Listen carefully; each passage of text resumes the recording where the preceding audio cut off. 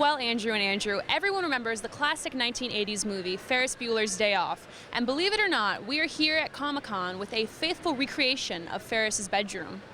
So Sarah, what inspired you to take on such a project? Honestly, it was just a total whim. I had an idea that I wanted to do a project for an art exhibition in Toronto called Come Up to My Room. And I thought, rooms, what bedroom would I want to visit? And this just popped in my head. And I mean, I'm a big fan of the movie, but I would say that it was just purely like, and I sometimes I think that when you just come up with an idea and it's the first idea that leaps in your head, it's the right one. And it's just been an amazing process since then. So how many hours are invested in this, you think? I definitely would say that it could be more easily counted in months. I spent about 5-6 months just looking for all this stuff. The first time that I showed it was in January, and now it is, June? So it's been ongoing for quite a long time now, almost a year. Are there any authentic props, or are they all recreations that you've somehow managed to find replicas of?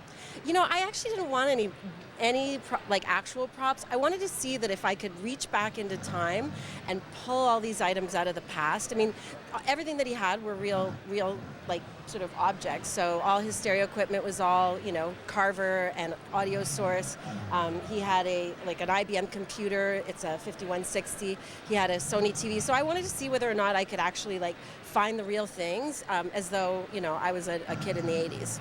And I understand you've taken this on the road. Where have you taken it before? This project's been on the road for since January. I had it in Toronto at the Gladstone Hotel as part of this Come Up to My Room event. It's an art event. And while I was there, I was introduced to some folks that were running an event called Ferris Fest in Chicago. So it was just in Chicago. It was the media has been insane. We were on, Good Morning America. We had a lot of the actors from the movie came into the room. It was pretty great. And now here we're at Comic Con. So I think this may be its last stop, unless there's somewhere that I can go for a longer period of time. Because I'll tell you, it is hard to put this thing together. I believe it. Yeah. Days. Yeah. And have you heard from any of the cast members or the studio at all? Well, Paramount was at Ferris Fest, and they loved it. They were like, "Oh my gosh, this is amazing! You should take it on tour." I'm sure they're thrilled about it because it's promoting the 30th anniversary of the movie, which is this year.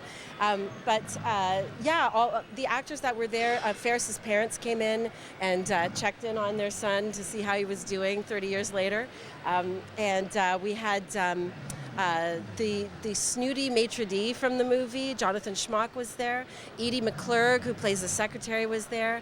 It was a really amazing experience to see the space, especially with people who'd actually been in the room. The parents were the big one for me. I couldn't wait to meet with them, and it was really awesome. They were like, "Yeah, I remember that. I remember that." This is amazing, though. Do you have any other plans to recreate any other famous, iconic movie scenes or rooms, for that matter?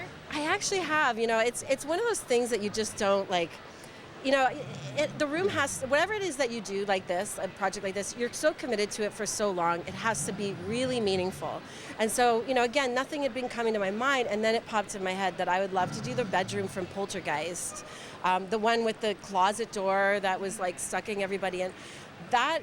It's sort of the opposite of this room in a way, because this room was one that I couldn't wait to hang out. I wanted to hang out with so badly as a child. I thought this was the coolest bedroom I'd ever seen in my life, and I, in fact, decorated my room a lot like it with posters everywhere. But Poltergeist terrified me so deeply, and in fact, I had trouble sleeping through a lot of my childhood because of that movie, and so that's kind of why I think maybe the opposite of this, it sort of seems like the right fit. That's an interesting contrast. I've just seen Poltergeist, and I think that'd be really cool. People would really like that. Yeah, I think so too. I think it'd be interesting to see if it would feel scary. It's one thing to make something that's fun and you can kind of take selfies in, but to be really to recreate the feeling is also part of the important thing about the experience. So, yeah, that's why we have the snores in here, is to kind of create the comedy of this room, because this room was on screen a lot with nobody in it. It's like a character in the movie, and so that's really important, is to kind of bring a sense of the vibe. So do you think you might save some hotel costs by spending a night in this room?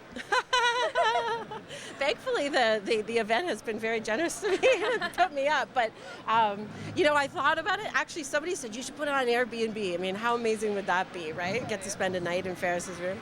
Yeah, no, I don't think. It definitely has gone through my mind, and especially because I've had this in hotels twice now. It was in the Virgin Hotels in Chicago, and it was in the Gladstone Hotel. So I thought about sleeping in it, but I never did. I did spend an all night there, like organizing and putting. I'm sure you spent a few all-nighters doing a few all-nighters for sure, but yeah, not sleeping, unfortunately. So gotcha.